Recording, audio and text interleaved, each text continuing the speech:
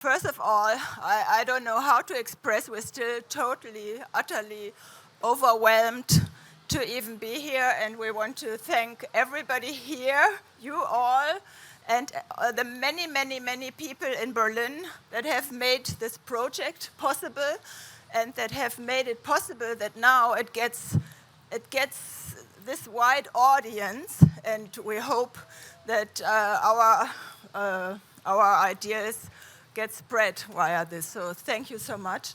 And yeah, maybe this is a little bit refreshing here at this very moment, but this is a situation we sometimes still have in Berlin. And yeah, as you see on the photo, the most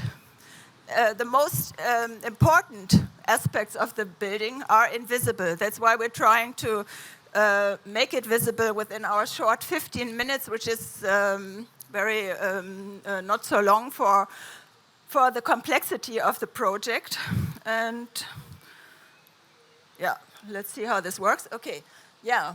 So for us, and we believe, especially in times like these, it's even more important to practice dialogue because it's the opposite of polarization. And everyone, every single person involved in this project, including us, has learned a hell of a lot about democratic processes. Matthew and me, for 30 years now, are strongly interested in DIY urbanism because we've always believed that the DIY urbanism produces much more meaningful cities. And yeah, we're also very honored to be amongst all these other projects who a lot of them seem to share our ideas. So that's very encouraging. And every day we keep asking out, what does it mean to practice architecture now, and the different nows? And for Frizz23, it was quite clear from the start that it was, to us, the most important thing that there's first the dialogue, and not only on one, but on 5 different levels, which we explain later, and only then the design. And by this approach, yeah, and this is a new approach to urban development still, and that way we managed to co-develop Germany's first cultural commercial project. And to do that, we had to start by building a community and again redefine our architectural practice. So Matthew will talk a little bit more about the background ideas. Yeah. When we talk about our work, we like to introduce the term pre-structures, which is a term that we coined to describe the things that architects have to deal with that are beyond their normal sphere of action. And so these are things like economic and social and legal structures. And we believe that the way towards making a practice more innovative is to explore these pre-structural areas and try and change them so that as an architect you expand your radius of action. So this is a kind of invisible work that we deal with on a day-to-day basis, and we don't separate solving design problems from resolving these kind of pre-structural issues. They are having a huge influence on everything, of course, and this is becoming more and more apparent. And as we see our economic system colliding with our planetary limitations, we see very much how these structures are affecting us, and we also realize how important it is to find ways to take action to modify them. And so this is driving inequality, and it's serving the market's needs and not the people's needs, and it's creating gaps that are worsening social divergence, and it's just disrupting our urban systems, which need affordable space to continue. So if we're only allocating resources based on profit, this kind of spiral is only going to get worse and worse. And so we have to find ways to change that.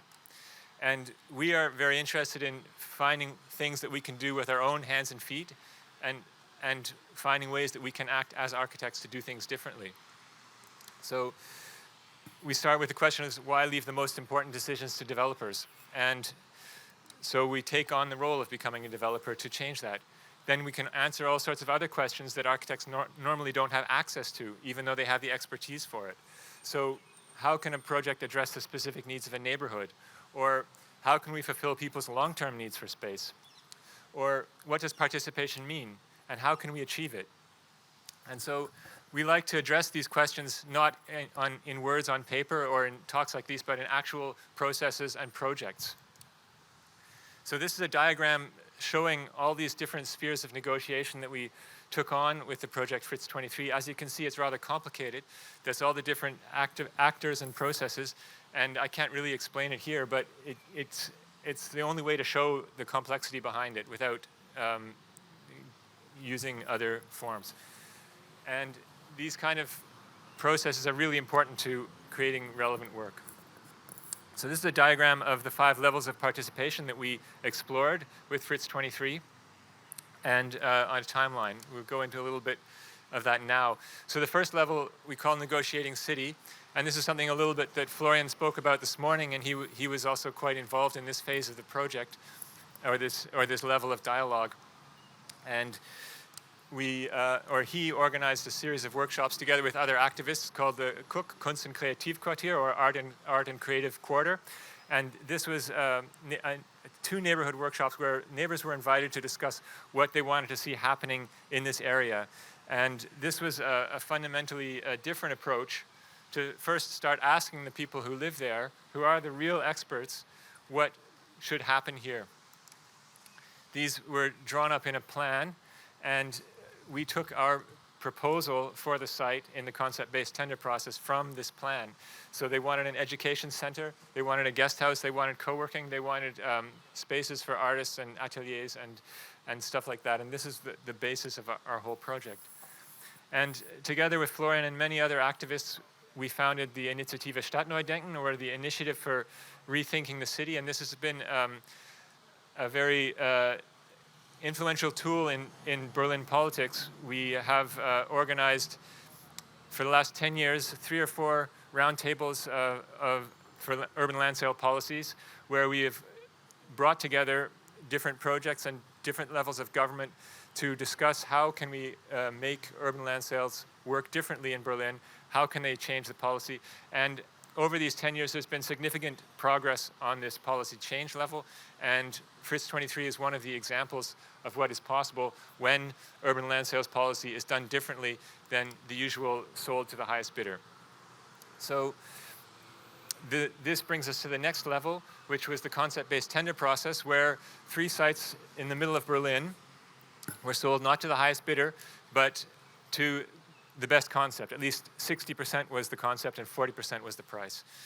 And this is a very extraordinary site because it was on the periphery of West Berlin, but when the wall came down 30 years ago, it all of a sudden became the center. So it was an industrial area that was no longer fit for the place. They moved out, and 3 of these sites were sold in a 18-month concept-based tender process, at the end of which there was a public discussion and a workshop and an exhibition to decide from the 6 finalists which 3 should go on towards realization. Yeah, so here you see the very abstract concept that we then handed in. There was no design of any building. So, and this is based on what the neighbors from this workshop wanted. So we suggested in this percentage 32% education, then creative industries, a bit of commercial spaces, short stay apartments, art and gastronomy.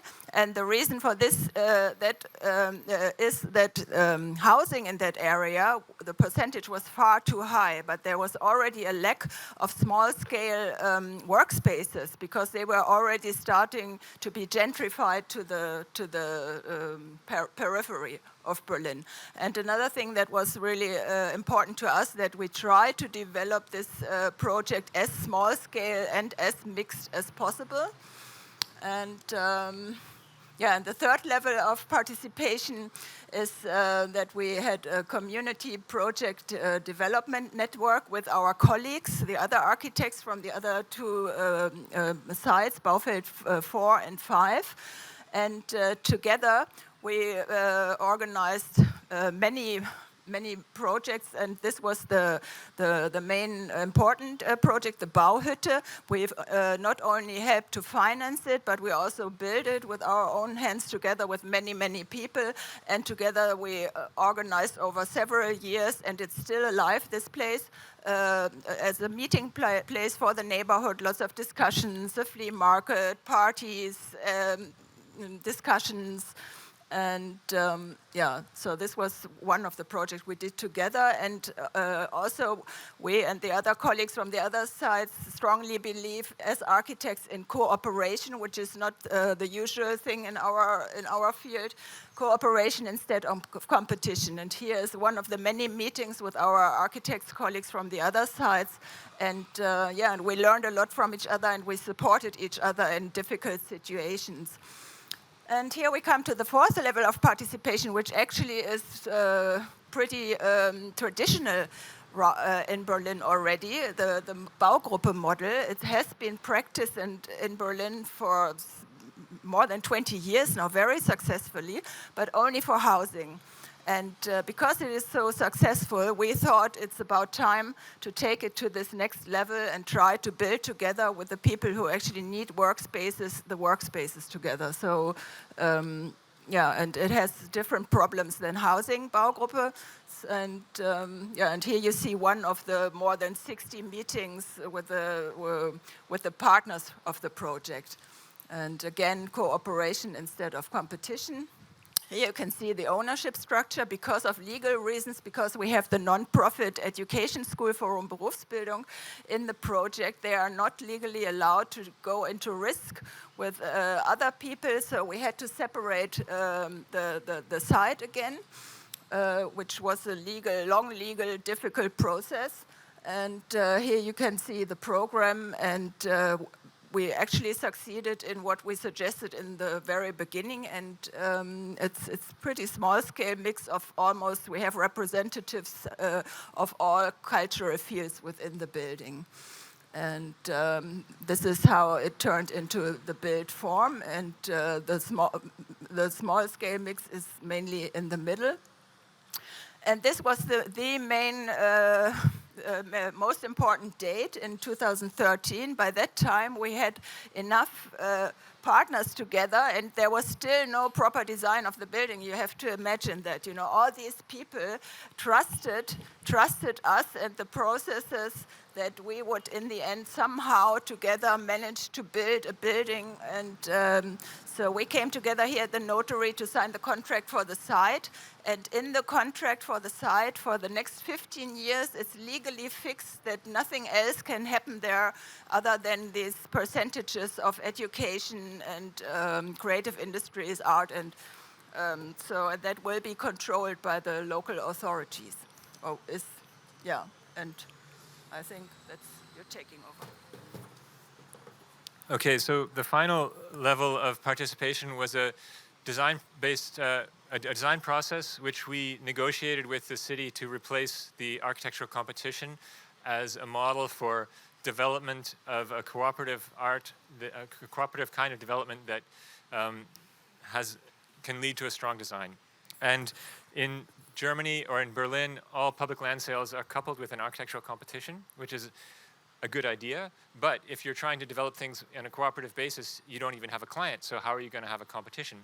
And so we proposed that we have a cooperative series of workshops. In the end, it was 4 workshops over 18 months when we met and discussed all the important issues, starting at the urban planning level and moving into the facade details at the end of it, with about 40 different people, representatives from the 2 levels of planning government in Berlin, local initiatives, neighbors, the people who are involved in the projects. And it was a very fruitful phase for us. Not only were we cooperating with the 2 other projects to develop the 3 sites in concert, but also as a cooperative, you might sort of know this, if you get a whole bunch of people together and they have to agree on a color, for instance, you end up with gray because that's the color that everybody can agree on. And whenever we had a conflicting situation, we could present different versions to this gremium, and they would discuss it and present us with recommendations. And this was really helpful for us to resolve conflict situations. There was one point where one of the people in the group believed that they had a calling to be an architect and came with their own drawings to the workshop, and it was really helpful to us to be able to have a proper discussion with a broad set of external experts when issues like this came up. So this is an example of how design of a process can have a huge influence on architectural quality, and it has a huge influence on what you can do as an architectural practice.